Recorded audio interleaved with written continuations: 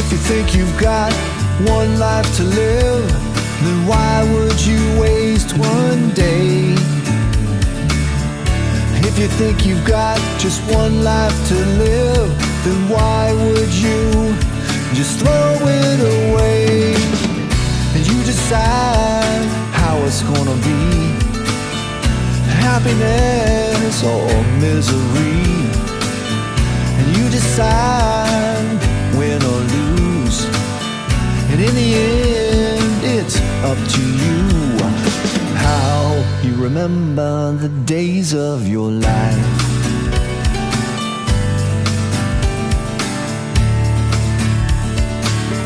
These are the days of your life.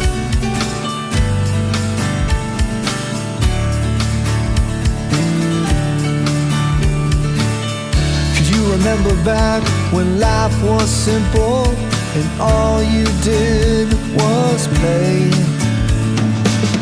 Can you remember back when you were innocent and you dreamed your days away? And you decided... മോദകരാതമോദകം സദാ വിമുക്തി സാധകം കലാധരാവതംസകം വിലാസിതോകരക്ഷകം അനായകൈകനായകം വിനാശിദേഭദൈത്യകം നദാശുഭാശുനാശകം നമാമിതം വിനായകം അനായജേ പുരാണഭാരണം നീരാന്തകാന്തദന്തകാന്തി മന്ദകാന്തദാത്മജം അചിന്യരൂപമന്ദഹീന മന്ദരായരുന്ദരം നീരാന്തകാന്തദന്തകാന്തി മന്ദകാന്തദാത്മജം അചിന്യരൂപമന്ദഹീന മന്ദരായരുന്ദരം ഹൃദന്തണേ നിരന്തരം വസന്തമേവ യോഗിന ത്വമേവ ദന്തമേവതം വിചിന്തയാമി സന്തതം ഹൃദന്തണേ നിരന്തരം വസന്തമേവ യോഗിന ത്വമേവ ദന്തമേവതം വിചിന്തയാമി സന്തതം.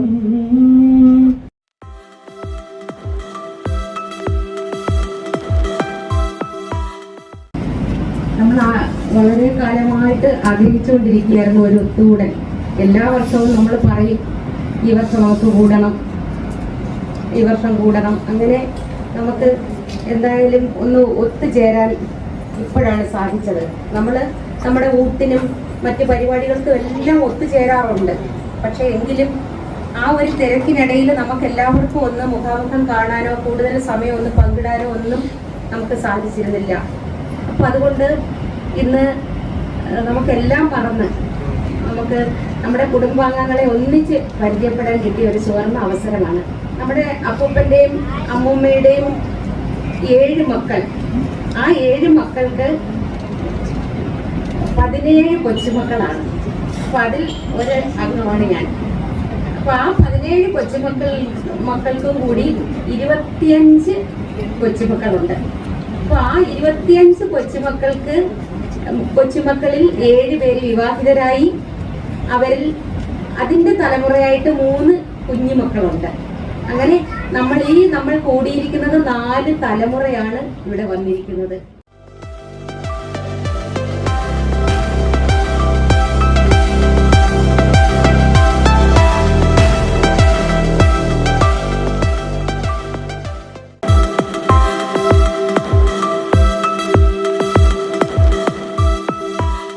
വിലപിടിപ്പുള്ള സാധനങ്ങളും തെങ്ങുപെട്ടിയിലാണ് വെച്ചിരുന്നത്.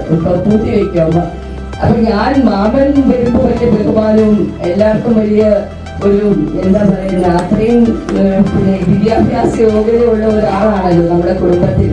അപ്പൊ നമ്മുടെ പണിക്കാരൊക്കെ അവിടെ വരികയും മാമനെ കാണാൻ ഇങ്ങനെ വന്നോ ചലിച്ച് നിൽക്കുകയൊക്കെ ചെയ്യുന്നതും മാമന് അവർക്ക് വേണ്ടി പ്രിസ്ക്രിപ്ഷൻ എഴുതുന്നതും ഒക്കെ എൻ്റെ കുഞ്ഞു മനസ്സിൽ ഞാനിങ്ങനെ നോക്കി കാണുമായിരുന്നു. അപ്പം പിന്നെ മാമനെ അനുകരിച്ച ഒരു കാര്യം എന്ന് പറഞ്ഞാൽ പിന്നെ എൻ്റെ കുഞ്ഞിനെ എനിക്ക് നോക്കണമാവുള്ളൂ. അപ്പൂപ്പന് പഠിക്കുന്ന മക്കളോട് വലിയ കാര്യമായിരുന്നു. എൻ്റെ കൂടെ ഇരിക്കും എൻ്റെ അപ്പൂപ്പൻ, പത്മനാഭൻ എന്ന് പറഞ്ഞ നമ്മുടെ അപ്പൂപ്പൻ. രാത്രി കാലങ്ങളിൽ 11 12 മണി വരെ ആ നടുമുറ്റത്തിൻ്റെ വലിയ ഡൈനിങ് ഹാളിൻ്റെ അവിടെ ഇരിക്കും. എന്നിട്ട് പൗത്രമാമൻ എങ്ങനെയാണ് ഡോക്ടർ ആയത് അപ്പൊ പറയും 2 കുറ്റി പുട്ടും പിന്നെ അതിന്റെ ഒരു വലിയൊരു മാമൻ എന്താണോ കഴിച്ചിരുന്നത് എന്തോ കഴിച്ചിരുന്നതെന്ന് ചോദിക്കും. അപ്പൊ മാമൻ പുട്ടും പിന്നെ കൽപ്പട്ടി കാപ്പിയിൽ നെയ്യ് ഒഴിച്ച് കഴിക്കും.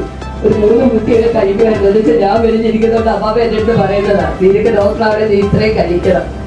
മാമനെ വളരെ സന്തോഷത്തോടെ ഞങ്ങൾ സ്വാഗതം ചെയ്യുന്നു.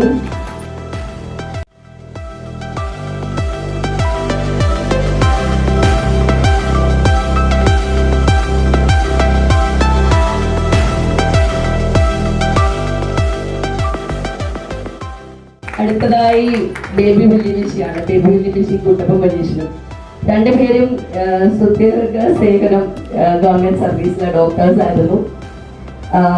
നമ്മുടെ പേരുകോണത്തിന്റെ താഴെ തന്നെ അവർ താമസിക്കുമ്പോഴും സഹോദരങ്ങളോടൊപ്പം നിന്ന് പോകാൻ ആഗ്രഹിച്ചതുകൊണ്ടാണ് പേരുകോണത്തിന്റെ താഴെ ഓരോരുത്തരായിട്ട് വീട് വെച്ചത്. അപ്പൊ പറയും ലീലയ്ക്ക് 2 മക്കളുണ്ട്, എനിക്ക് 2-3 ആമക്കളാണ്, എനിക്ക് എന്തെങ്കിലും ആവശ്യം വന്നാൽ അവർ കാണും എന്ന് പറഞ്ഞിരുന്നു. പക്ഷെ ഞങ്ങളൊക്കെ കല്യാണം കഴിച്ച് ദൂരെ പോയി. അഗേഷിനെ ഞാൻ ഒത്തിരി ഓർമ്മയോടെ സൂക്ഷിക്കുന്നത് ഒരു വെക്കേഷൻ കഴിഞ്ഞാല് ഒരു എക്സാം കഴിഞ്ഞാല് പിറ്റേ ദിവസം കാറുമായിട്ട് വരും. അന്ന് 2 എനിക്ക് വല്യമ്മച്ചിക്ക് അന്ന് ദേശത്തിന് തന്നെ വളരെ കുറച്ച് പേർക്ക് കാറുള്ളൂ. അന്ന് വല്യമ്മച്ചിക്ക് 2 കാറുണ്ട്. ഒരു കാർ വരും, നമ്മളെ 2 പേരെയും അവിടേക്ക് കൊണ്ടുപോകും. 1 മാസമോ 2 മാസം വല്യമ്മച്ചിയുടെ തണലിലാണ് ഞങ്ങൾ വളരുന്നത്. ഞങ്ങളെ കൊണ്ടുപോയി അവിടെ നിന്ന് വല്യമ്മച്ചിയിൽ ഞങ്ങൾ 3 ആൺപിള്ളേരാണ്. വല്യമ്മച്ചിയുടെ 3 ആൺപിള്ളേരും ഞങ്ങൾ 2 പെൺപിള്ളേരും കൂടെ ഭയങ്കര കളിയും ബഹളവും. ഇതൊക്കെയാണ് എൻ്റെ വല്യമ്മച്ചിയെ സംബന്ധിച്ചിട്ടുള്ള ഓർമ്മ. ഇരുട്ട വെളുക്ക ജോലി ചെയ്യുന്ന അത്ര കഠിനാധ്വാനികളായ 2 പേർ.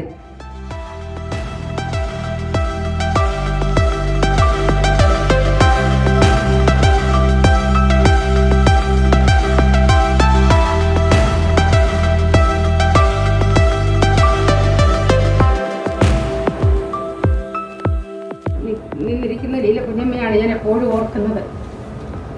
അവധിക്കാലത്തൊക്കെ ഞങ്ങൾ വയലിലൂടെ ഇങ്ങനെ നടന്ന് ലീല കുഞ്ഞമ്മയുടെ വീട്ടിൽ പോകുന്നതും ഓരോരോ പലഹാരങ്ങൾ ഉണ്ടാക്കി തരുന്നതും എല്ലാം വളരെ വളരെ ഓർമ്മയാണ്. പിന്നെ ചിറ്റപ്പൻ ഞങ്ങളുടെ അധ്യാപകനായതുകൊണ്ട് എപ്പോഴും സ്കൂളിൽ കാണും. പിന്നെ എന്നെ പഠിപ്പിച്ചിട്ടില്ല. 8, 9, 10 ഫിസിക്സും മാത്സും ആണെങ്കിലും എനിക്ക് ചിറ്റപ്പൻ്റെ ശിക്ഷണം കിട്ടാനുള്ള ഭാഗ്യം ഉണ്ടായില്ല. എങ്കിലും ഫ്രീ ടൈമിലൊക്കെ ഞങ്ങളുടെ ക്ലാസ്സിലൊക്കെ വരുമ്പോൾ ചിറ്റപ്പൻ ഒരു പാട്ട് പാടി. അപ്പോൾ അതെന്നും ഓർമ്മയിലുണ്ട്. നമ്മുടെ കുടുംബത്തെ എന്താ പറയുക ഒത്തൊരുമയോടെ നിർത്താൻ അന്നത്തെ തലമുറ ഏറ്റവും കൂടുതൽ ശ്രമിച്ചിട്ടുണ്ട്. അപ്പോൾ അതിൻ്റെയൊക്കെ ഏറ്റവും ബെസ്റ്റ് എക്സാമ്പിളാണ് നമ്മുടെ പിന്നെ കുഞ്ഞമ്മയും ചിറ്റപ്പനും ഒക്കെ. ഓരോ ഡ്രസ്സുകളൊക്കെ ഇപ്പോൾ താജിനൊക്കെ അന്ന് ചിറ്റപ്പൻ ട്യൂഷനൊക്കെ എടുക്കുമ്പം നല്ല ഗൾഫിൽ നിന്നൊക്കെ കൊണ്ടുവരുന്ന തിളങ്ങുന്ന പാവാടകളൊക്കെ ഞാൻ ഇന്നും ഓർക്കുക. അപ്പം അവർക്ക് കൊണ്ടുവരുന്നതെല്ലാം ഞങ്ങൾക്കും തരും. അപ്പോൾ ഞങ്ങൾ അങ്ങോട്ടും ഇങ്ങോട്ടും ഉടുക്കുക. പിന്നെ കുഞ്ഞമ്മയ്ക്ക് കൊണ്ടുവരുന്ന ബ്ലൗസുകൾ നമുക്ക് തരിക. പിന്നെ പ്രത്യേക അവസരങ്ങളിലൊക്കെ പ്രത്യേക സാരികൾ തരിക. അങ്ങനെ എത്രമാത്രം ഷെയറിങ് ആയിരുന്നു അന്നത്തെ കാലത്ത്. അതെല്ലാം നമുക്ക് നഷ്ടപ്പെട്ട ആ കാലങ്ങളെല്ലാം തിരിച്ചു പിടിച്ചു കൊണ്ടുവരണം. ചിറ്റപ്പനെ ഈ രീതിയിലേക്ക് ആത്മോത്സവം.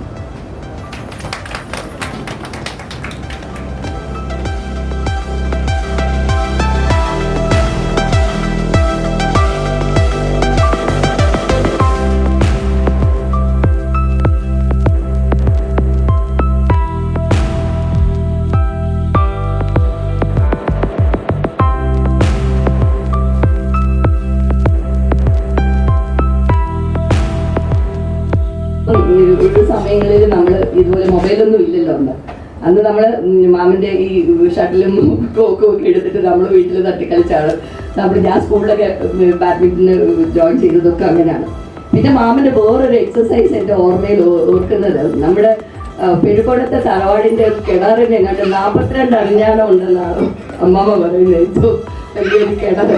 അതിൽ നിന്ന് വെള്ളം കോരുന്നത് നമുക്ക് ചിലപ്പോഴാണല്ലോ എല്ലാവർക്കും സ്ത്രീകൾക്കുള്ള വെള്ളമൊക്കെ കൊണ്ട് തരുന്നത്. അപ്പം മാമന് എക്സസൈസ് എന്ന് പറയുന്നത് ഈ കിണറിൽ നിന്ന് വെള്ളം വലിയ തൊട്ടിയിൽ വലിച്ചിട്ട് ഓടും. വലിച്ചുകൊണ്ട് ഓടും. ആ മുറ്റത്തിന് അങ്ങേ അറ്റം വരെ ഓടും. എന്നാലേ ആ കിണറിന്റെ നീളം എത്തത്തുള്ളൂ. അത്തരം ചിലപ്പോഴാണ് വെള്ളം കോരി പോകും. പിന്നെ നമ്മുടെ കുളിമുറിയിൽ നിറയ്ക്കും. അതിൻ്റെ അറ്റത്ത് നമ്മൾ പിടിച്ചാൽ നമ്മൾ കിടച്ചില്ലാത്ത പോകും, അത്രയും വലുപ്പമുള്ള. അതായിരുന്നു മാമിൻ്റെ എക്സസൈസ്. പിന്നീട് പിന്നെ എല്ലാത്തിനും അമ്മമ്മ പറയായിരുന്നു റാങ്ക് ഹോൾഡറാണ്, എംഫിലിനും എല്ലാം മാമിൻ്റെ പഠിത്തവും. അതുപോലെ തന്നെ മാമിയുടെ പേര് തന്നെ നമുക്കറിയാം, ശാന്തസ്വരൂപിണിയായ എൻ്റെ അമ്മയ്ക്ക് ഏറ്റവും പ്രിയപ്പെട്ട നാത്തൂനായിരുന്നു. ഇവർ തമ്മിൽ എല്ലാ ദിവസവും കാണുകയും എൻ്റെ അമ്മ മരിക്കുന്നവരെ മാമി എല്ലാ ദിവസവും മാമൻ കോളേജിൽ പോവും, മാമി സ്കൂളിൽ പോവും. രണ്ടുപേരും എൻ്റെ വീട്ടിൽ കയറി ഒരു മിനിറ്റെങ്കിലും എൻ്റെ അമ്മയെ കാണാതെ പോകുന്ന ദിവസങ്ങളില്ല. ഇങ്ങനെ ഒരുപാട് ഓർമ്മകൾ ഇവരെ പറ്റി പറയുമ്പോഴാണ്.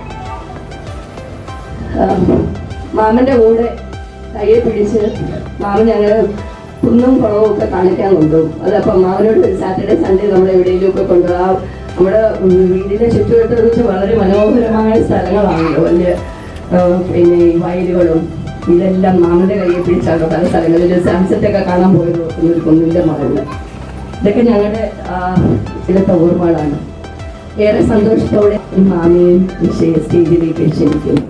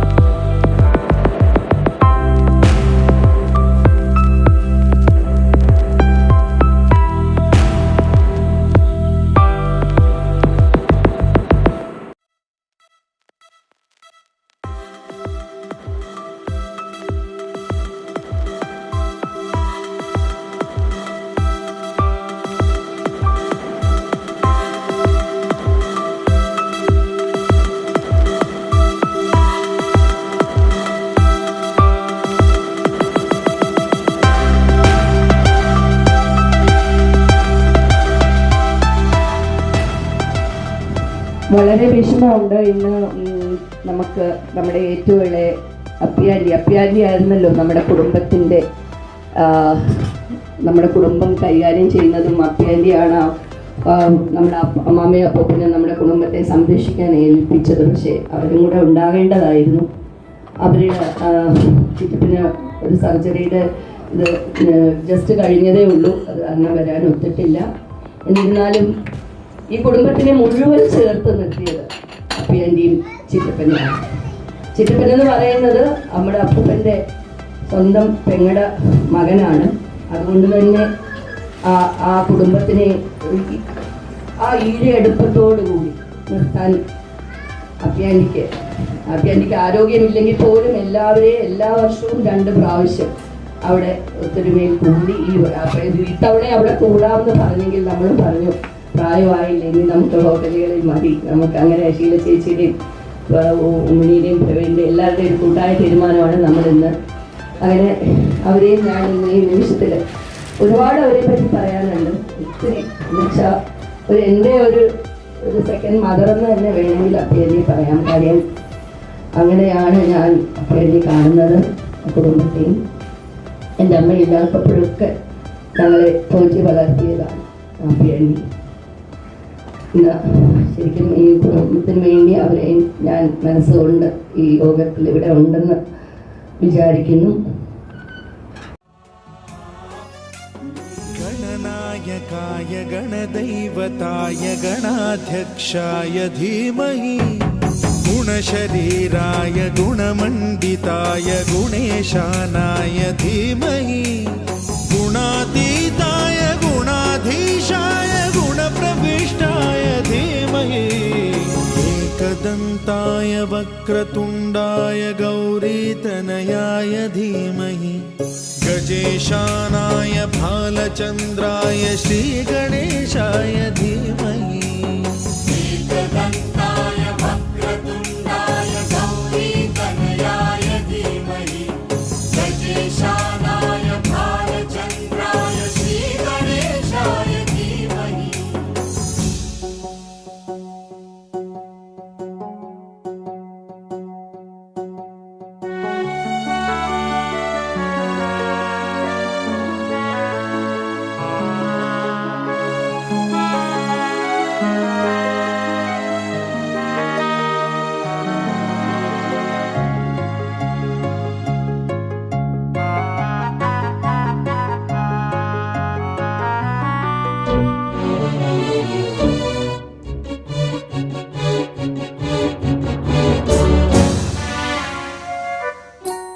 गानचतुराय गानप्राणाय गानान्तरात्मने गानोत्सुकाय गानमत्ताय गानोत्सुकमनसे गुरुपूजिताय गुरुदैवताय गुरुकुलस्थायिने गुरुविक्रमाय गुह्यप्रवराय गुरवे गुणगुरवे गुरुदैत्यकलक्षेत्रे गुरुधर्मसदाराध्याय गुरुपुत्र परित्रात्रे गुरुपाखण्डखण्डकाय गीतसाराय गीततत्त्वाय गीतगोत्राय धीमहि गूढगुल्फाय गन्धमत्ताय गोजयप्रदाय धीमहि गुणातीताय गुणाधीशाय गुणप्रविष्टाय धीमहि एकदन्ताय वक्रतुण्डाय गौरीतनयाय धीमहि गजेशानाय भालचन्द्राय श्रीगणेशाय धीमहि एकदन्ताय वक्रतुण्डाय गौरीतनयाय धीमहि गजेशानाय भालचन्द्राय श्रीगणेशाय धीमहि ग्रन्थगेयाय ग्रन्थान्तरात्मने गीतलीनाय गीताश्रयाय गीतवाद्यपटवे गेयचरिताय गायकवराय गन्धर्वप्रियकृते कायकाधीनविग्रहाय गङ्गाजलप्रणयवते गौरीस्तनन्दनाय गौरीहृदयनन्दनाय गौरभानुसुताय गौरीगणेश्वराय गौरीप्रणयाय गौरीप्रवणाय गौरभावाय धीमहि गोसहस्राय गोवर्धनाय गोपगोपाय धीमहि गुणातीताय गुणाधीशाय गुणप्रविष्टाय धीमहि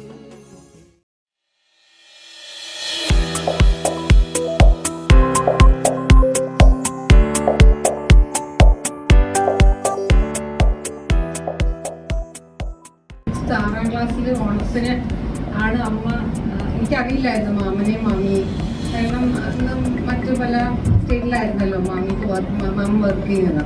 അപ്പോൾ ഒരു ഓണത്തിന് ഞാനിങ്ങനെ പറഞ്ഞു, അമ്മ ഇങ്ങനെ പറയുന്ന സമയത്ത് പറഞ്ഞിരുന്നു മാമനുണ്ട്, മാമൻ ഡോക്ടറാണ്. അപ്പോൾ എനിക്കറിയില്ല. അപ്പോൾ അങ്ങനെ ഒരു ഓണത്തിനാണ് അമ്മ പരിചയപ്പെട്ടു വന്നപ്പോഴാണ് ഞാൻ ആദ്യം ഭദ്രമ്മയെ കാണുന്നത്. അപ്പോൾ എൻ്റെ മനസ്സിലൊരു ഒരു സങ്കല്പം ഉണ്ടായിരുന്നു, ഇതുപോലെ ആയിരിക്കും. പക്ഷെ അതിൽ നിന്ന് എൻ്റെ ഡിഫറെൻ്റ് ആയിരുന്നു മാമിൻ്റെ ഒരു അപ്പിയറൻസ്. മൊത്തത്തിൽ വെളുത്തിങ്ങനെ ഇരിക്കുക. അപ്പം ഞാനിങ്ങനെ ചോദിക്കുകയും ചെയ്തു, അമ്മ അതാണോ മാമൻ എന്നുള്ളത്? അപ്പം അമ്മ പറഞ്ഞു അതാണ് മാമൻ. പിന്നെ അങ്ങനെ കുറേ രേഷ്മ ചേച്ചിയും രാകേഷമ്മയൊക്കെ പിന്നെ വളരെ കുറച്ച് സമയങ്ങളിൽ, കുറച്ച് ചുരുങ്ങിയ അവസരങ്ങളിൽ മാത്രമേ കാണാൻ സാധിച്ചിട്ടുള്ളൂ. പിന്നീട് ഞങ്ങൾ ബാംഗ്ലൂരിൽ എത്തിയതിനു ശേഷമാണ് ചേച്ചിയായിട്ട് കൂടുതൽ കോൺടാക്ട് ഉണ്ടായിരുന്നത്. നമ്മുടെ ഇവിടെ എന്തെങ്കിലും ഒരു ഫംഗ്ഷൻ ഉണ്ടെങ്കിൽ ആദ്യം വരുന്നത് പേഴിക്കോണം ഫാമിലിയിലായിരിക്കും. അപ്പോൾ ദേവ് ഇപ്പോഴും അത് പറയാറുണ്ട്, അമ്മാമ്മയുടെ ഫാമിലിയിലുള്ള എല്ലാവരെയും എനിക്കറിയാം.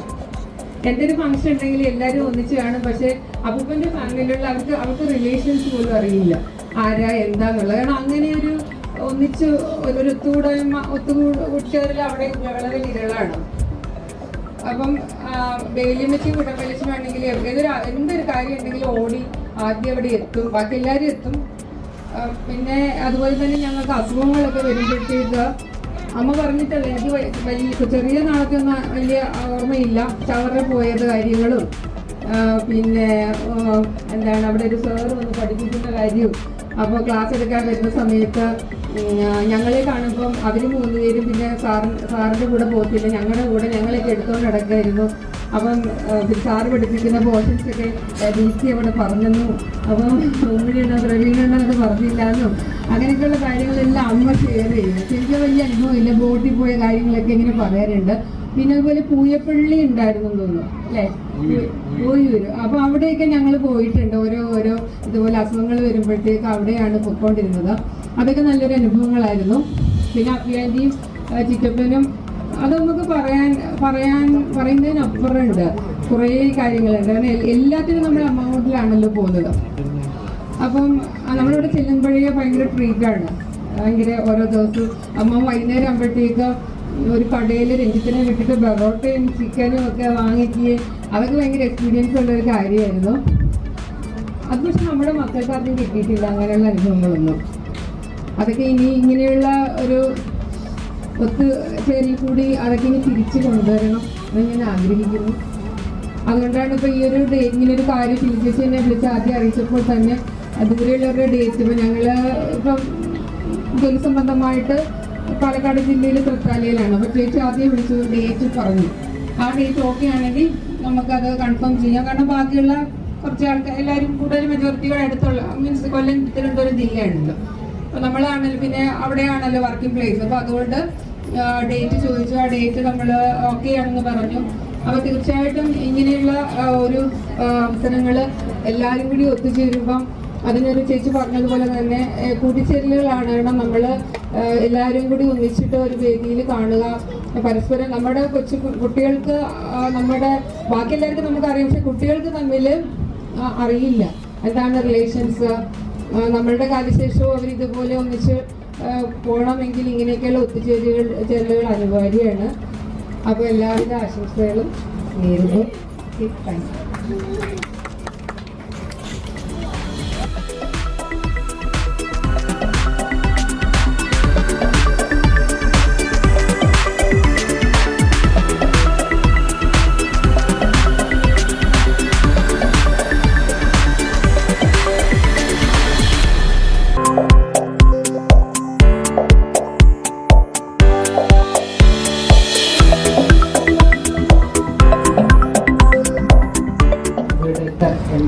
നമ്മുടെ മുൻ തലമുറയുടെ അവർ പറഞ്ഞു കേട്ടതിൽ നമ്മൾ ഓർത്ത് വെച്ചതിൽ നിന്നും അതുപോലെ തന്നെ അവരുടെ ജീവിതങ്ങൾ കണ്ട് നമ്മൾ കുറേ പഠിച്ചതുമൊക്കെ തന്നെയാണ് നമ്മുടെ ജീവിതത്തിലത് പ്രാവർത്തികമാക്കാനായിട്ട് പരമാവധി ശ്രമിച്ചിട്ടുള്ളത്.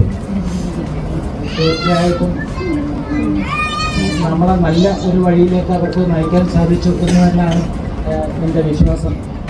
എപ്പോഴും അവരൊക്കെ നമ്മുടെ ഓർമ്മകളിൽ എന്നും ഉണ്ടായിരിക്കും. നമ്മളാക്കി എടുക്കുന്നതിൽ ഒരു വലിയ പങ്ക് വഹിച്ച ഒരു തലമുറയാണത്. നമ്മുടെയൊക്കെ ഇപ്പോൾ ഒരു ഇടയ്ക്ക് നിൽക്കുന്ന ഒരു തലമുറയൊക്കെ നമ്മുടെ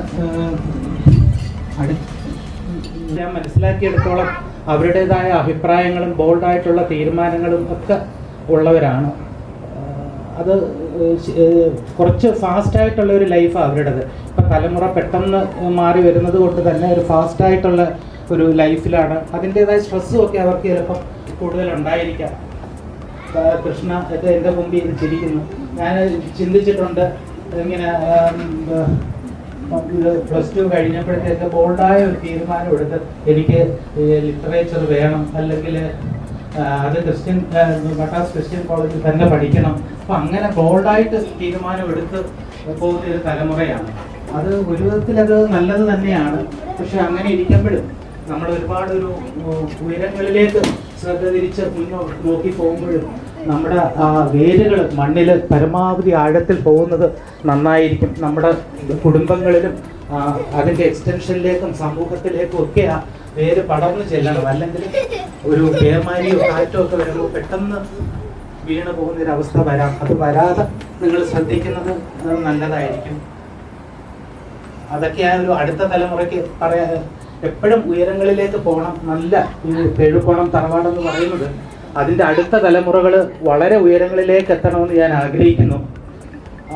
അത് ആ ഉയരങ്ങളിൽ എത്തുമ്പോൾ തന്നെ മനസ്സിൽ സ്നേഹവും കാരുണ്യവും സാമൂഹ്യബോധവും മൂല്യബോധവും ഒക്കെ കാത്തു സൂക്ഷിച്ചുകൊണ്ട് ഒരുപാട് ഉയരങ്ങളിലേക്ക് അവർക്ക് എത്താൻ സാധിക്കട്ടെ എന്നും ഞാൻ ആശംസിക്കുന്നു. പിന്നെ ഇന്ന് ഇത് പ്രോഗ്രാം സംഘടിപ്പിച്ചത് ഇതൊന്ന് ഷീല ചേച്ചിയും താജേച്ചിയും ഉമ്മണിയും രമ്യ ഇവരുടെയൊക്കെ ഒരു കൂട്ടായ പ്രവർത്തനം, അവരുടെ ഒരു ലീഡർഷിപ്പ് ക്വാളിറ്റിയും ആ ഒരു മുൻകൈ എടുക്കാനുള്ള ആ ഒരു മനസ്സുമൊക്കെ കൊണ്ടാണ് ഇന്നത് നടന്നത്. തീർച്ചയായും നല്ലൊരു തീരുമാനമാണ് അത്. പേഴുക്കോണം കുടുംബത്തിലല്ലെങ്കിലും എല്ലാവരും പറയുന്നത് പെണ്ണുങ്ങൾ കുറച്ചുകൂടെ ആക്റ്റീവായിട്ട് നിൽക്കുമെന്നാണ്. അപ്പൂപ്പനും അമ്മാമ്മയൊക്കെ ഉള്ളപ്പോൾ തന്നെ അപ്പൂപ്പൻ പ്രസിഡൻ്റായിട്ട് ഇരിക്കുമെങ്കിലും പ്രധാനമന്ത്രിയായിരുന്നു കാര്യങ്ങളൊക്കെ നടത്തിക്കൊണ്ടുപോയത്. എനിക്ക് തോന്നുന്നു അടുത്ത തലമുറയും ഏതാണ്ട് അതൊക്കെ തന്നെയാണ് നല്ലത്. ഞങ്ങളൊക്കെ ഒന്ന് സഹകരിക്കാം, അത് നല്ലതായിരിക്കും എനിക്ക് തോന്നുന്നു. ഇതൊക്കെ തന്നെയാണ് ഇന്ന്.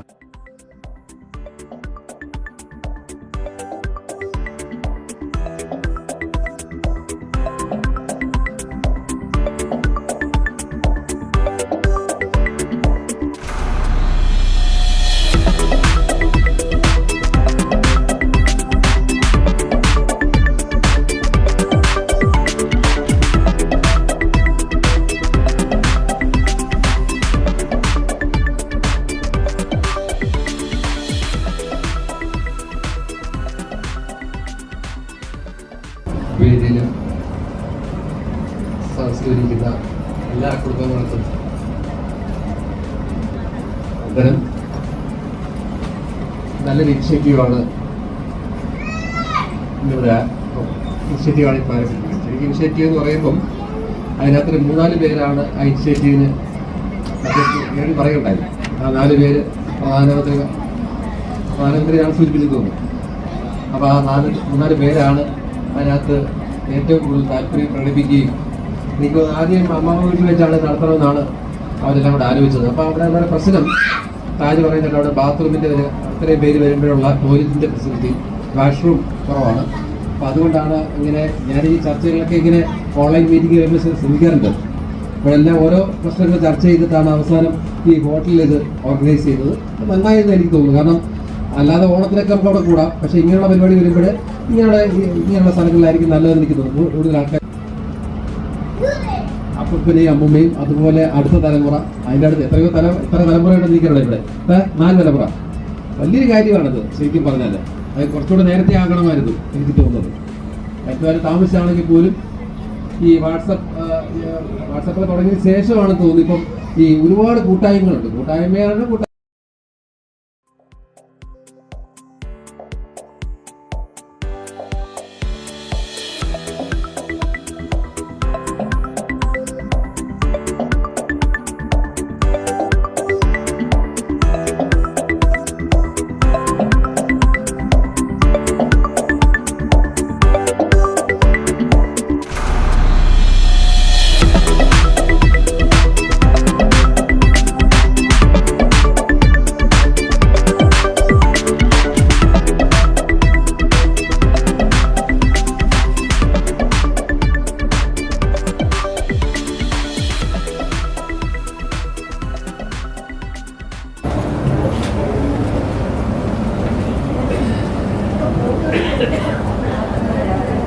കുടുംബാംഗങ്ങളെ, പേഴിക്കോണത്ത് കല്യാണിയുടെ ഇളയ മകളുടെ മക്കളും മരുമക്കളും കൊച്ചുമക്കളൊക്കെയാണ് ഇവിടെ കൂടിയിരിക്കുന്നത്. ഇതിൽ ഈ പേഴിക്കോണത്ത് കല്യാണിയെ കാണാത്ത ആളുകളും ഇതിനകത്തുണ്ടായിരുന്നു. എൻ്റെ അമ്മാമ്മ, അമ്മമ്മയെ പറ്റി ഞാൻ ആദ്യം പറയാം. അമ്മാമ്മയുടെ നിറം സ്വർണ്ണത്തിന് നിറമാണ്. അമ്മമ്മയുടെ കഴുത്തിൽ മാല കിടന്നു കഴിഞ്ഞാൽ ആ മാല അടങ്ങുന്നുണ്ടെങ്കിൽ മാത്രമേ അറിയുള്ളൂ. പിന്നെ ബേബി ഹെയർ, അതിനകത്ത് കരയും കറുപ്പും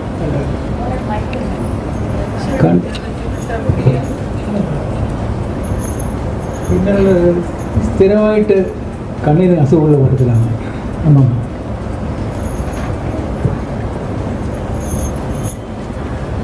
ഞാനും സത്യവാമ അക്കയും അതിൻ്റെ സിസ്റ്റർ അമ്മമ്മയുടെ കൂടെയാണ് കിടക്കുന്നത്. അതിൽ ഞാൻ ഭിത്തിയോട് ചെയ്യുന്ന സ്ഥലത്ത്, കാരണം ഞാൻ ചെറിയതാണ്, ചിലപ്പോൾ താഴെ വീണ് പോകും. അൽക്ക ഓപ്പൺ സൈഡിൽ കിടക്കും. അമ്മമ്മയുടെ അബ്ഡമൻ ഫ്ലാബിയാണ്, അതിനകത്ത് കാലെടുത്ത് വെച്ചാൽ നല്ല സുഖമാണ്. ഞാൻ ആ കാല് വെച്ചാണ് കിടക്കുന്നത്. അക്കയും അതുപോലെ കിടക്കും. പക്ഷെ അക്ക വയ്ക്കുന്നത് കാല് വയ്ക്കുന്നത് എനിക്കിഷ്ടമല്ല, ഞാൻ തട്ടിക്കളയും. എൻ്റെ കാലം അക്ക തട്ടിക്കളയും. അങ്ങനെ ഞങ്ങൾ രണ്ടും അടിയാവും. അമ്മമ്മ ആണെങ്കിൽ വഴക്കിലോ പറയില്ല. സഹിക്കാൻ വയ്യാതാകുമ്പോൾ വിളിക്കും, ഭഗീരഥി എന്ന് വിളിക്കും. അവർ കഥ തുറക്കും. ശബ്ദം കേട്ട് കഴിഞ്ഞാൽ ഉടനെ ഞാൻ അതിൻ്റെ അമ്മമ്മയുടെ തലയുടെ കീഴിൽ തലയെ വെച്ച് ഉറക്കം വരികയും അക്ക ആണെങ്കിൽ എണീറ്റിരിക്കും. അമ്മ വരുമ്പോഴത്തേക്ക് വഴക്കെല്ലാം അതൊക്കെ കിട്ടും. എന്നിട്ട് അമ്മ പറയും, ഞാനിപ്പോൾ പോകുന്നു, ഇനി മര്യാദയ്ക്ക് കിടന്ന് ഉറങ്ങണം, അല്ലെങ്കിൽ ഞാൻ രണ്ടിനെ വെളിയിടും. ഞാൻ വിചാരിക്കും അമ്മ പോയി കാണുന്ന വിചാരിച്ചിട്ട് ഞാൻ തല പൊക്കപ്പോഴും അമ്മ അവിടെ നിൽക്കുകയാണ്. കാരണം ഇതാ കള്ള, നീ ഉറങ്ങിയിട്ടില്ലെന്ന് എനിക്കറിയില്ലേ പറഞ്ഞിട്ട് പോകും. പക്ഷേ ഇനി അടി ഉണ്ടാക്കുകയാണെങ്കിൽ ഞാൻ രണ്ടിനെ വെളിയിലിടുന്നു പറയും. അമ്മ പോകും. പിന്നെ കുറച്ച് കഴിയുമ്പോൾ നമ്മൾ വീണ്ടും അടി വേണം. കാൽ വയ്ക്കുന്നതിനാണ്, അമ്മമ്മയുടെ പുറത്ത് കാൽ വയ്ക്കുന്നതിനാണ് വഴക്ക്. ഈ രണ്ടാമത് വിളിക്കുമ്പോഴേ അമ്മ വന്നിട്ട് ഞങ്ങൾ രണ്ടുപേരെയും വിളിക്കും. എനിക്ക് രാത്രി പേടിയാണ് വെളിയിൽ. ഉടനെ ഞാൻ പറയും, ചേച്ചി കാല് വെച്ചു. അപ്പം അമ്മ ചേച്ചി പറയും, വേണ്ട നീ തന്നെ കാല് വെച്ചു പറഞ്ഞിട്ട് ഞാൻ പറയും, യക്ഷി വന്നാലോ, രാത്രി വെളിയിലല്ലോ കിടക്കണം, നോക്കിയിരിക്കുന്നത്. അപ്പം പറയും, നീ ഇവിടെ പനയില്ലല്ലോ, പനയിലല്ലേ യക്ഷി ഇരിക്കുന്നേ, ഇത് തന്നെയല്ല, നിന്നെ കൊണ്ട് രക്തമൊന്നും മാറ്റം കൊണ്ടത്തില്ല, അവൻ വലിയ ആളെ വിളിക്കത്തോളം ചെയ്യും.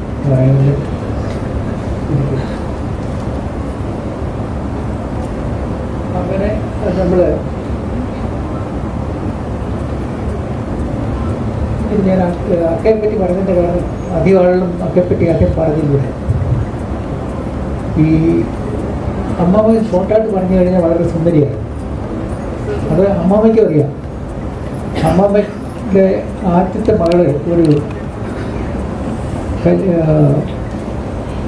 ഞങ്ങളാരും കണ്ടിട്ടില്ല. അവർ പൊന്മനയിലാണ് കല്യാണം കഴിച്ചുകൊണ്ട് പോയത്. ആദ്യത്തെ ഗർഭിണിയായിരിക്കുന്ന സമയത്ത് തന്നെ ആ പ്രസവത്തോട് കൂടി തന്നെ മരിക്കുകയും ചെയ്തിരുന്നു. അപ്പോൾ മകളെ പറ്റി അമ്മമാർ പറയുന്നത് അവൾ എന്നെപ്പോലെ ഒരു സുന്ദരിയായിരുന്നു എന്ന് പറയുന്നത്. ആ മകള് ഭർത്താവ് പിന്നീട് കല്യാണം കഴിച്ചിട്ടില്ല, അദ്ദേഹം ഒരു സന്യാസിയായിട്ട് മാറി. പിന്നീട് ഞാനെങ്ങനെ ഡോക്ടറായി എന്നുള്ളതാണ് അറിയേണ്ടത്. അതിൽ അച്ഛൻ്റെ സപ്പോർട്ട് എന്ന് പറയുന്നത് ഫൈനാൻഷ്യൽ സപ്പോർട്ടാണ്. അതല്ലാതെ വേറെ ഒന്നുമില്ല. അമ്മ ആണെങ്കിൽ രാവിലെ 4 മണിക്ക് എന്നെ വിളിക്കും. ഒരു നെൽപ്പൊട്ടി കാപ്പി അതിനകത്ത് നെയ്യിട്ടാണ് കൊണ്ടുവരുന്നത്. അത് തന്നിട്ടാണ് വിളിക്കുന്നത്. അപ്പോൾ ആ സമയത്ത് കറണ്ടില്ല, വീട്ടിൽ ഗ്യാസില്ല. അപ്പോൾ 4 മണിക്ക് എന്നെ വിളിക്കണമെങ്കിൽ അമ്മ 3:30 മണിക്കെങ്കിലും വിളിക്കണം. ഈ അടുപ്പ് കത്തിച്ച്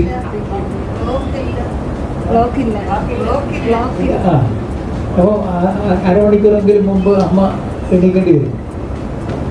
അങ്ങനെയാണ് ഈ ഒരു തന്നിട്ട് പഠിക്കാനായിട്ട് ഇരിക്കുക. അരമണിക്കൂർ കഴിഞ്ഞിട്ട് വീട്ടിൽ വന്ന് നോക്കും. അപ്പോൾ ഞാൻ പഠിക്കുന്നുണ്ടാവും, പിന്നെ അമ്മ വരാറില്ല. ഈ ടെക്നിക്ക് കോമളൻ്റെ അടുത്ത് അമ്മ ട്രൈ ചെയ്ത്. പക്ഷേ കോമളൻ വരുന്നത് അരമണിക്കൂർ കഴിഞ്ഞ് ഞാൻ വരുമ്പോൾ കോമളൻ വീണ്ടും വരുമായിരിക്കും. അതുകൊണ്ട് പറഞ്ഞു എനിക്ക് അവരെ പറഞ്ഞത് ഞാൻ കൊണ്ടുവരുന്നത്. അങ്ങനെ പോയി. ഞാൻ കുട്ടിയായിരിക്കുന്നപ്പോൾ വിചാരിച്ചിരുന്നത് എനിക്കൊരു കാലവണ്ടി ഡ്രൈവറാണ് എൻ്റെ ആഗ്രഹം. ആ വീട്ടിലന്ന് അരവണ്ടി ഉണ്ട്, പെട്ടിവണ്ടി, യാത്ര ചെയ്യുന്ന വണ്ടി. അതിനകത്ത് കാളയ്ക്ക് കൊമ്പിൽ ഒരു ഓർണമെൻ്റ് ഉണ്ടാവും, കഴുത്തിന് മണി. അപ്പോൾ ആ വണ്ടിയിൽ അമ്മയൊക്കെ ഇരുത്തിക്കൊണ്ടിങ്ങനെ ഓടിച്ച് പോകുന്നതൊക്കെയാണ് ഞാൻ സ്വപ്നം കാണുന്നത്. കാളവണ്ടി ഡ്രൈവറാണെന്ന് വെച്ചിട്ട് കുടുംബത്തിൽ സ്ത്രീകളാണ് ഏറ്റവും ഇമ്പോർട്ടൻ്റ്. ഒരു ഫൾക്കർ എന്ന് പറയുന്നത് നമ്മുടെ അതിന് ചുറ്റുമാണ് വാക്കുകളിൽ കറങ്ങുന്നത്. ആ ഇമ്പോർട്ടൻസ് നമ്മൾ കൊടുക്കില്ല. കുടുംബം നന്നാവണമെങ്കിൽ അതിൽ മക്കളുടെ കാര്യത്തിൽ ഏറ്റവും കൂടുതൽ ശ്രദ്ധ ചെലുത്തുന്നത് അമ്മമാരാണ്, അച്ഛനേക്കാൾ കൂടുതൽ. എനിക്ക് എൻ്റെ അനുഭവത്തിൽ നിന്ന് അറിയാം. എൻ്റെ കാര്യത്തിലും എൻ്റെ അമ്മയാണ് അച്ഛനേക്കാൾ കൂടുതൽ താല്പര്യം എടുത്തിട്ടുള്ളത്. അതുപോലെ എൻ്റെ മക്കളുടെ കാര്യത്തിലും എന്നെക്കാൾ കൂടുതൽ താല്പര്യം എടുത്തിട്ടുണ്ട് എൻ്റെ വൈഫാണ്. അത് നമ്മൾ മനസ്സിലാക്കേണ്ട കാര്യം ആണ്. ഇപ്പോഴും ഉള്ള ശീലയും കാര്യം കരുതയും എല്ലാവരും എല്ലാ ആളുകളെയും ഇവിടെ പറയാൻ നമ്മൾ കണ്ടിന്യൂ ടു ഡു ദിസ് എന്ന് പറയുന്നത്. Thank U.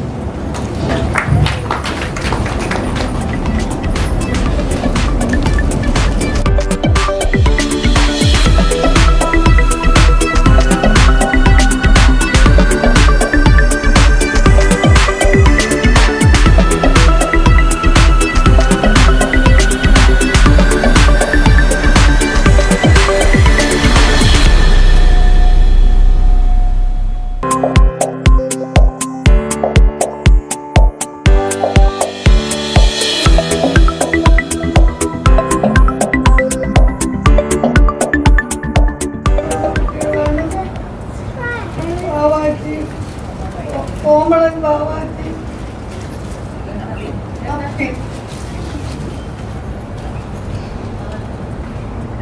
ഞാനാരുമായിട്ട് അങ്ങനെ വഴക്കുന്നുണ്ട്. അണ്ണനും ഒക്കെ ആയിട്ട് എപ്പോഴും രണ്ടും തമ്മിൽ അണ്ണനെ ഒക്കെ കൊരുകാന്ന് വിളിക്കും.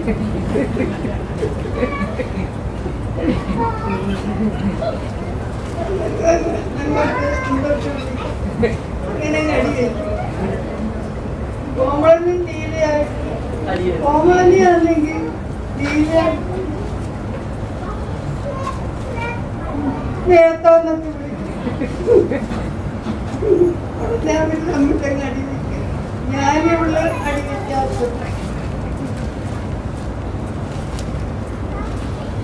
പിന്നെ തീരെ പോലുള്ള എല്ലാത്തിനെയും ഞാൻ എടുത്തോണ്ട് നടന്നിട്ടുണ്ട്. തീരെയാണെങ്കിൽ എന്നെക്കാട്ടി 5 വയസ്സിനുള്ളത്. എന്നാലും ഞാൻ എവിടെ പോയാലും കൊണ്ടുപോകാൻ ഇന്നും അവിടെ എനിക്ക് നീല ഫ്രോക്കും അതിൻ്റെ ഇടയിൽ കൂടെ കാണുന്ന അരിഞ്ഞാണോ ഇന്ന് ഓർക്കുമായിട്ട്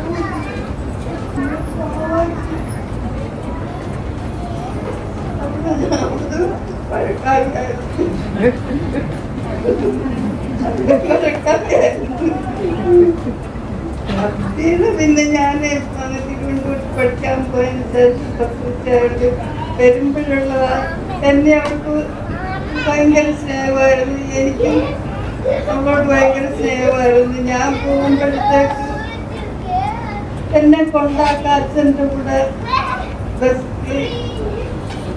സ്റ്റാൻഡിൽ വരും. എന്നെ അച്ഛൻ ബസ്സിലേക്കാണ് വിടുന്നത്. അന്നേരം വീടിയെ കൂടെ അപ്പിയെ കൂടെ കൊണ്ടുവരും. അപ്പി കടന്ന് ഭയങ്കര നിലവിളി, എൻ്റെ ജീവിതാ പോകുന്നതെന്നും പറഞ്ഞ ഭയങ്കര നിലവിളിയായിരിക്കും.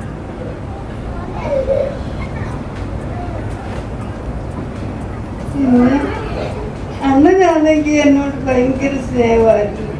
അണ്ണന് എവിടെ പോയാലും എന്നെ കൊണ്ടുപോകും. എൻ്റെ കളികളെല്ലാം എൻ്റെ അണ്ണനാണ്. അതുപോലെ അണ്ണൻ്റെ കുട്ടിയും കമ്പും കളിയും കുഴിപ്പന്ത് കളിയും എല്ലാം എനിക്കും അറിയാം. അണ്ണന് നമ്മുടെ നാട്ടിൻപുറത്തൊക്കെ തിയേറ്ററൊന്നും ഇല്ലായിരുന്നു. അന്ന് ഈ അണ്ടി പിടിക്കുന്ന സമയം വരുമ്പം കൊട്ടകകൾ ഈ 4 വർഷവും പിന്നെ ചെറ്റ കൊണ്ടൊക്കെ മറിച്ച് കൊട്ടകയുണ്ടാക്കി അവിടെ പിന്നെ നാടകം, ഡാൻസ്, കുസ്തി ഇങ്ങനെയൊക്കെ പല വരും. അന്നേരം അണ്ണന് പൈസ കൊടുക്കും, ഞങ്ങളൊന്നും കൊടുക്കുവാറ്. അന്നേരം എന്നെ അണ്ണന് പിന്നെ ഫസ്റ്റ് ക്ലാസ്സിനൊക്കെ ഉള്ള ടിക്കറ്റ് ആക്കി കൊടുക്കുന്ന അണ്ണൻ അന്നേരം ലോ ക്ലാസ്സിൽ എനിക്ക് കൂടെ ഷെയർ ചെയ്ത് ടിക്കറ്റ് എടുത്ത് എന്നെ കുട്ടികൾ കാണിക്കും. അത്രയ്ക്കും എന്നോട് സ്നേഹമായിരുന്നു.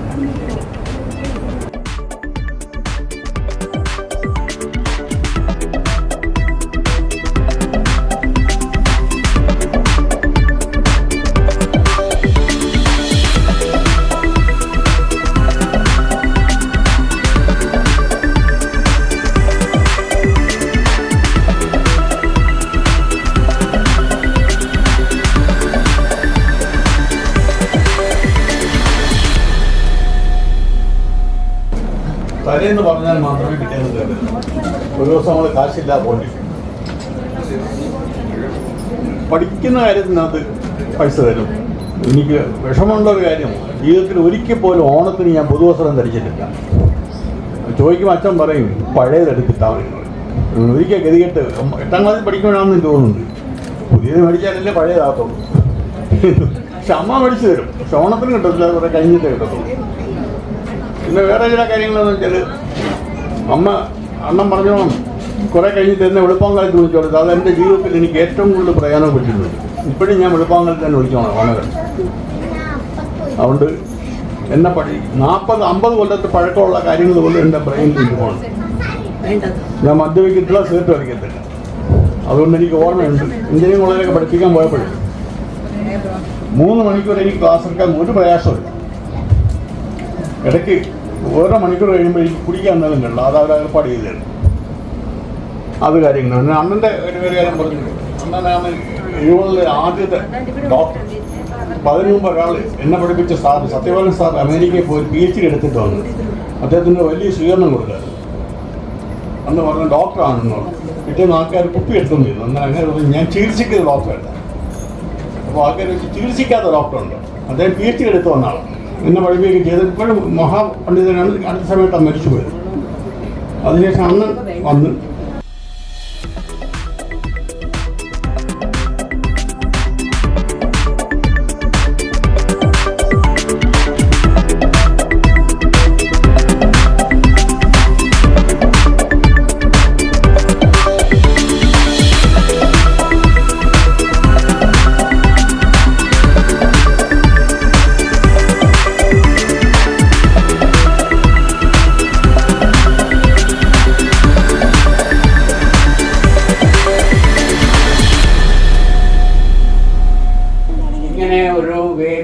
സംഘടിപ്പിച്ച ആരെ നേതൃത്വം കൊടുത്ത എൻ്റെ മോളെ താജിനും ശീലമോ ഒക്കെ പ്രത്യേകമായ ഉമ്മണിക്ക് എൻ്റെ പ്രത്യേകമായ നന്ദി രേഖ.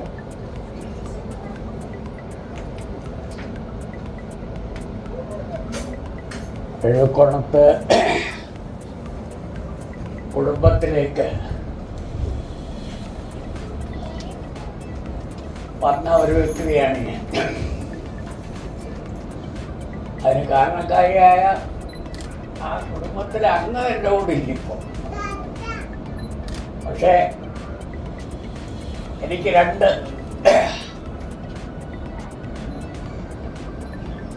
എനിക്ക് ഏറ്റവും സന്തോഷം തരുന്ന 2 മക്കളെ തന്നിട്ടാണ് ആ അംഗം കടന്നുപോയത്.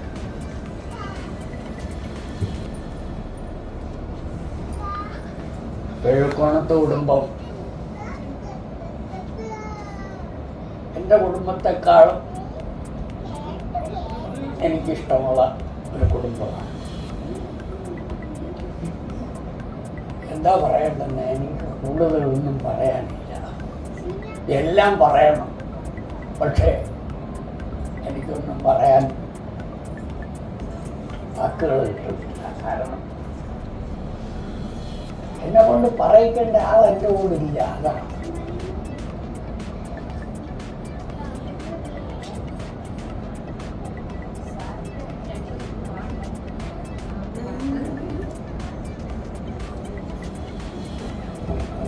ലീലയുടെ കാര്യം പറയുമ്പോൾ ഒരുപാട് ഓർമ്മകൾ എഴുക്കോണത്തെ പറ്റിയുണ്ടായി.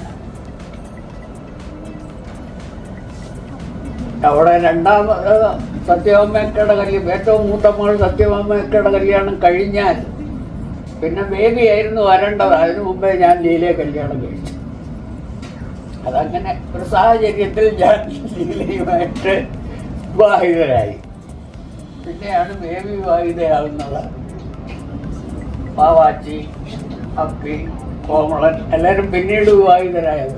ഞാൻ രണ്ടാമത് അവിടെ ചെന്ന് കയറിയ വ്യക്തിയാണ്.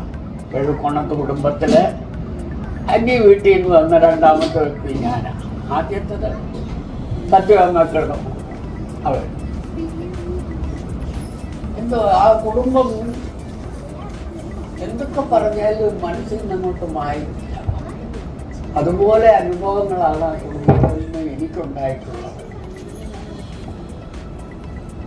നേട്ടങ്ങൾ മാത്രമേ എനിക്കുണ്ടായിട്ടുള്ളൂ, എനിക്കൊരു ദുഃഖങ്ങളും ഉണ്ടായിട്ടില്ല. എനിക്ക് തന്ന 2 മക്കൾ, എനിക്കൊരു ഭാര്യയെ തന്നു, അവരിൽ കൂടി എനിക്ക് 2 മക്കളെ തന്നു. എനിക്ക് ഏറ്റവും സൗഭാഗ്യമായ കാര്യം 3 കാര്യം. ജീവിതത്തിൽ ഞാൻ സംതൃപ്തനാണ്, സന്തുഷ്ടനാണ്. എൻ്റെ ഭാര്യ, 2 മക്കൾ. ഇതിൽ കൂടുതൽ എനിക്ക് എന്താ വേണ്ട? ഒന്നുമില്ല. എനിക്ക് തന്ന കുടുംബത്തോട് ഞാൻ അങ്ങേയറ്റം നന്ദിയുള്ളതാണ്. കൂടുതലൊന്നും പറയാനില്ല.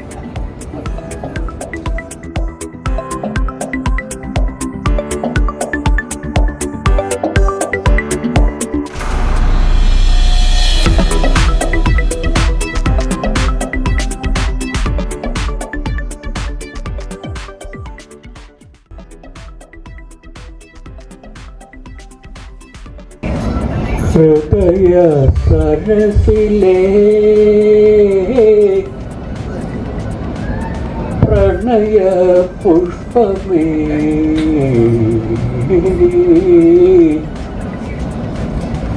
ഹൃദയ സരസിലേ പ്രണയ പുഷ്പമേ, ഇനിയും നിൻ കഥ പറയൂ.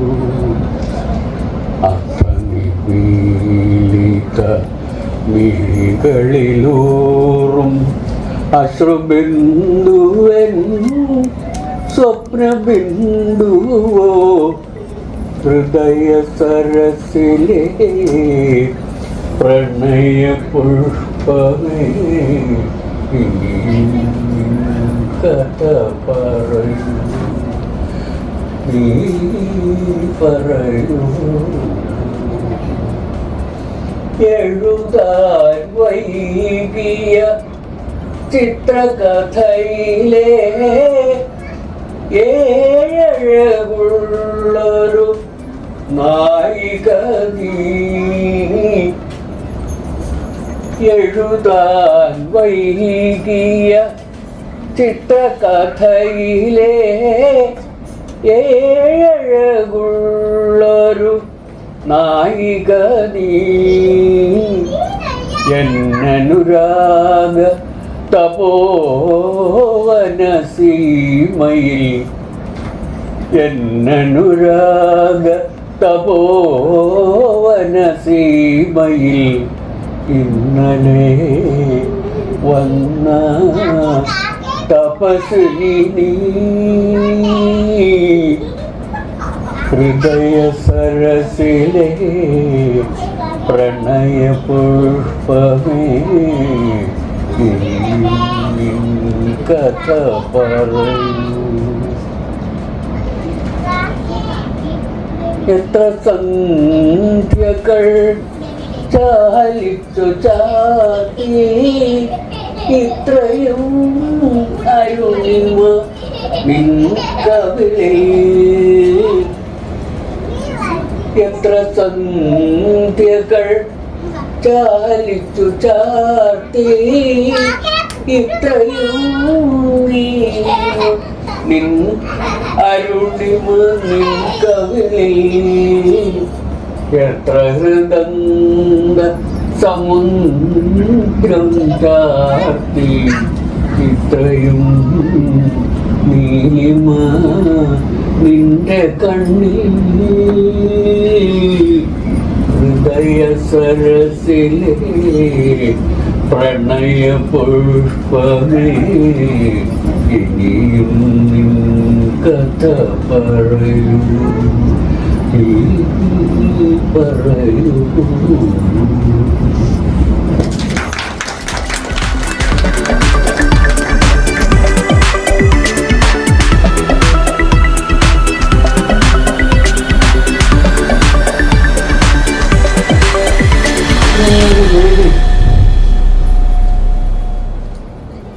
കിഴക്കോണത്തെ കുടുംബ അംഗങ്ങൾ ഉൾപ്പെടെയുള്ള ഒരു വേദി ഇത് യോഗം സംഘടിപ്പിക്കുന്നത് ആദ്യമായാണെന്നാണ് എൻ്റെ ഓർമ്മ.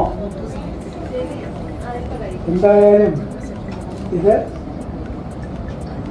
ഞാൻ പ്രതീക്ഷിച്ചിരുന്നതിനേക്കാളൊക്കെ വളരെ വളരെ മെച്ചപ്പെട്ട അർത്ഥഗർഭമായ ഒരു യോഗമായിട്ടാണ് എനിക്ക് തോന്നുന്നത്. ഇതുവരെയാണെങ്കിൽ നമ്മൾ വിശേഷ ദിവസങ്ങളിൽ പേഴുക്കൂടത്ത് കൂടും, വിഭവസമൃദ്ധമായ സദ്യയെല്ലാം കഴിഞ്ഞിട്ട് ഓരോരുത്തരായിട്ട് പിരിഞ്ഞു പോകുക.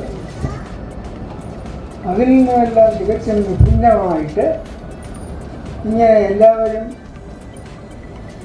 രാവിലെ ഒത്തുചേർന്ന് രാവിലെ പ്രഭാത ഭക്ഷണമെല്ലാം ഇവിടെ തന്നെ കഴിഞ്ഞു, ഉച്ചക്കാലത്തെ ഭക്ഷണവും കഴിഞ്ഞ് നമ്മൾ ഒരു രീതിയിൽ പറഞ്ഞാൽ സന്തോഷത്തോടെ ഉല്ലാസത്തോടെ നമ്മളിൽ പെട്ട ഓരോരുത്തരുടെയും വാക്കുകൾ കേട്ട് അവര് അനുഭവിച്ച സന്തോഷങ്ങളും പ്രയാസങ്ങളും ഇവിടെ അവതരിപ്പിച്ചു. അത് കേട്ട് നമ്മൾക്കും ഇതെല്ലാം ഈ അനുഭൂതികളെല്ലാം നമുക്ക് ഉണ്ടായിട്ടുള്ളതാണ്.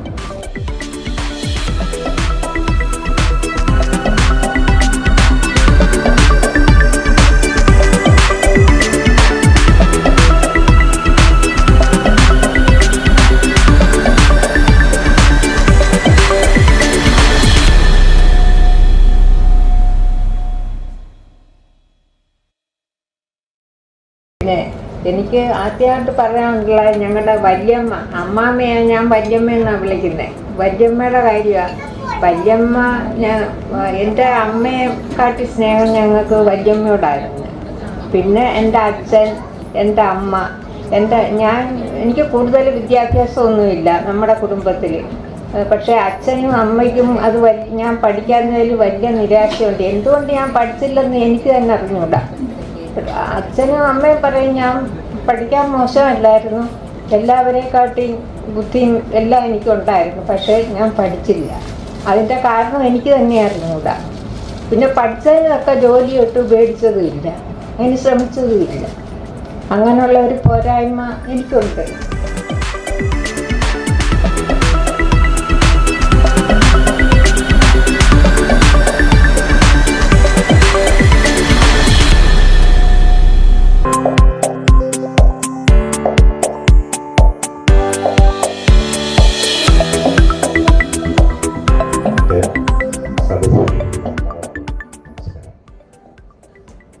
ഞാൻ ഈ കുടുംബത്തിൽ ഒരു 35 വർഷം മുന്നേക്ക്, ഒരു 35 വർഷം മുമ്പാണ് ഒരു ഉത്തിരാടനായിരുന്നു ഞങ്ങളുടെ കല്യാണം. ഇപ്പോൾ ഏതാണ്ട് 89, 35 വർഷം മുമ്പാണ് ഈ കുടുംബത്തിലേക്ക് ഞാൻ എത്തിച്ചേരുന്നത്.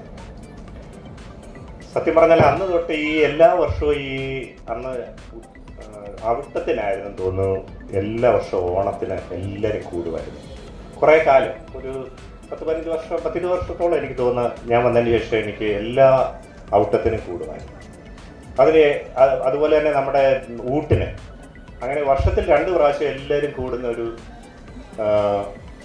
ഒരു ഇതുണ്ടായിരുന്നു. അന്ന് എല്ലാവരും ഇവിടെ സൂചിപ്പിച്ചതുപോലെ നേരത്തെ ഒരു 3-4 മാസം മുമ്പേ പ്രീ പ്ലാൻഡ് ആയിട്ട് ഒരു ഡേറ്റ് ഒക്കെ വെച്ചാൽ, അപ്പം ഈ വിദേശത്തുള്ളവർക്കാണെങ്കിലും ദൂര സ്ഥലങ്ങളിലുള്ളവർക്കാണെങ്കിലും അത് നേരത്തെ പ്ലാൻ ചെയ്യാനും എല്ലാവർക്കും ഒത്തുകൂടാനും ഒക്കെ ഏറ്റവും നല്ല അവസരമാണ്. ഇതിൽ നിന്ന് നമ്മുടെ പുതിയ തലമുറ ധാരാളം കണ്ടുപഠിക്കുകയും അവരിത് കൊണ്ടു നടക്കുകയും ചെയ്യുമ്പോൾ നമ്മുടെ ഈ കുടുംബത്തിൻ്റെ ഒരു ഐക്യവും കാര്യങ്ങളും എല്ലാം ഉണ്ടാകും എന്നാണ് എൻ്റെ വിശ്വാസം. അതുപോലെ ഈ കുടുംബ ബന്ധങ്ങളെന്ന് പറഞ്ഞാൽ നമ്മൾ പറഞ്ഞാൽ ഈ ഒരു വണ്ടിയുടെ ഷോക്ക് അബ്സോർവർ പോലാണ്. നല്ല ഇപ്പം വില കൂടിയ വണ്ടികൾക്കൊക്കെ നല്ല ഷോക്ക് അബ്സോർവറാണ്. അപ്പോൾ അതിൽ യാത്ര ചെയ്താൽ നമുക്ക് യാതൊരു ഷോക്കും അനുഭവിക്കരുത് എന്ന് പറഞ്ഞാൽ നല്ല കുടുംബ ബന്ധങ്ങളും നല്ല കുടുംബങ്ങളും ആണെങ്കിൽ ആ കുടുംബങ്ങളിൽ ഉണ്ടാകുന്ന പല പ്രശ്നങ്ങളും ആരെയും അങ്ങനെയൊന്നും അധികം ബാധിക്കാതെ പോകാൻ കഴിയും. ഞാനിത് പറയാൻ കാരണം ഞാൻ വന്നു കൂടിയ ആ കുടുംബത്തിൽ കൊച്ചു പല പ്രശ്നങ്ങളെ അഭിമുഖീകരിക്കേണ്ടി വന്നു.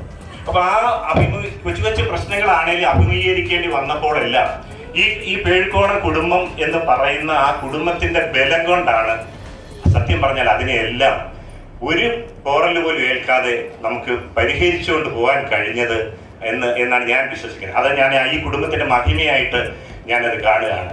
അത് പ്രസാദ് ചിറ്റപ്പൻ പറഞ്ഞ പോലെ ഈ പേഴുകോണ കുടുംബത്തിൽ വന്ന് ബന്ധപ്പെടാൻ അല്ലെങ്കിൽ വന്ന് ബന്ധം കൂടാൻ കഴിഞ്ഞത് ഏറ്റവും വലിയ ഭാഗ്യമായിട്ട് കരുതുന്ന ഒരാളാണ് ഞാൻ. അപ്പൊ അങ്ങനെ നമ്മളെല്ലാവരും നമ്മുടെ കുടുംബത്തെക്കുറിച്ച് അഭിമാനമുള്ളവരായി തീരണം. ഇത് ഈ ഒരു കൂട്ടായ്മ ഇപ്പം ആരോ പറഞ്ഞതുപോലെ ഇത്രയും ഭംഗിയാകുമെന്ന് എനിക്കൊരു വിചാരമില്ലായിരുന്നു. കാരണം ഇവരെ എന്തൊക്കെയോ സംഘടിപ്പിക്കുന്നത്, കാരണം അവരെ പൂർണ്ണമായിട്ട് ഇവരൊക്കെ ചെയ്യുന്നുണ്ടെങ്കിലും നമ്മളിതൊക്കെ നോക്കി കൂടെ നിന്ന് കാണുകയല്ലാതെ എന്താണെന്ന് പോലും ഇവർ ചോദിച്ചിട്ടില്ല. കാരണം ഇവരെങ്ങനെയായിട്ട് സംഘടിപ്പിക്കുന്നത് നമുക്കൊന്ന് അറിയണമല്ലോ. ഇവരിങ്ങനെ വിളിക്കുകയും എടുക്കുകയൊക്കെ ചെയ്യുന്നുണ്ട്. പിന്നെ പ്രവീണും പിന്നെ ഷീലയും പിന്നെ താജും ഒക്കെ മെയിനായിട്ട് പിന്നെ രമ്യയും ഇവരൊക്കെയാണ് മെയിനായിട്ട് ഇതൊക്കെ ചെയ്യുന്നവർ. മിക്കവാറും വിളിക്കും, വോയിസ് മെസ്സേജ് ഒക്കെ ഇവർ ചെയ്യുന്നു. പക്ഷെ ഇതൊക്കെ നമ്മൾ ദൂരെ ഇത് എങ്ങനെ ആയിത്തീരും. പക്ഷെ ഏറ്റവും ഭംഗിയായിട്ട് സംഘടിപ്പിക്കുന്നതിൽ അവരുടെ മികവ് ഉണ്ടായിരുന്നു. അവർക്ക് എല്ലാവർക്കും നന്ദി അറിയിക്കുകയാണ്. അപ്പം ഈ കാര്യങ്ങൾ ഭാവിയിൽ ഉണ്ടായി നമ്മുടെ തലമുറകൾക്കെല്ലാം ഇതൊരു നല്ല ഊർജം പകരുന്നതായി തീരട്ടെ. അതുപോലെ നമ്മുടെ മുതിർന്ന എല്ലാവർക്കും എല്ലാ അനുഗ്രഹങ്ങളും ഈ നമ്മുടെ പ്രായമായി ഈ സമയത്ത് അവർക്ക് യാതൊരുവിധ ബുദ്ധിമുട്ടുകളും ഉണ്ടാകുക, നല്ലൊരു ഒരു വിശ്രമ ജീവിതം ഉണ്ടാകുവാൻ ഈശ്വരൻ അനുഗ്രഹിക്കട്ടെ എന്നും പ്രാർത്ഥിച്ചുകൊള്ളു.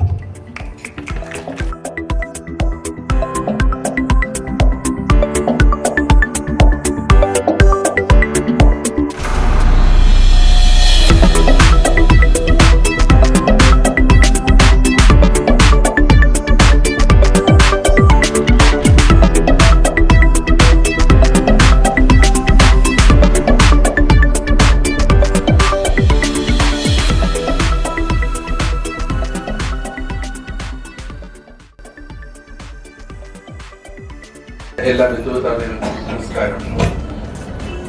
എല്ലാം പറഞ്ഞതൊക്കെ ഒന്ന് തുടങ്ങാം. ഈ സംഗമം ഇത്രയും വിജയപ്രദമാവുമെന്ന് അതിന് പ്രതീക്ഷിച്ചില്ല, അതുപോലെ ഞാനും. പക്ഷേ തായ് ചേച്ചിയും ഷീല ചേച്ചിയും രമ്യയും ഇവരുടെയൊക്കെ ഒരു ഊർജ്ജം കണ്ടപ്പോൾ ഞാനും അവരുടെ കൂടെ കൂടി. എന്നെ കൊണ്ട് ചെയ്യാവുന്ന സപ്പോർട്ടൊക്കെ ഞാൻ അവരെ കൊടുത്തു. പിന്നെ വാട്സപ്പ് കൂട്ടായ്മ കുറെ ഉണ്ട്. കുറെ പഠിച്ചിരുന്ന സ്കൂളുകളിലെല്ലാം ഓരോ ഗ്രൂപ്പുകളുണ്ട്. ഒന്നല്ല 5-6 ഗ്രൂപ്പുണ്ട്. ഇവിടെ ഞങ്ങളുടെ ഗ്രൂപ്പില് ദീപ്തിയുണ്ട്. പക്ഷെ ഇത് നല്ലൊരു വിജയമായിരുന്നു, പ്രതീക്ഷിച്ചതിലേറെ. അത്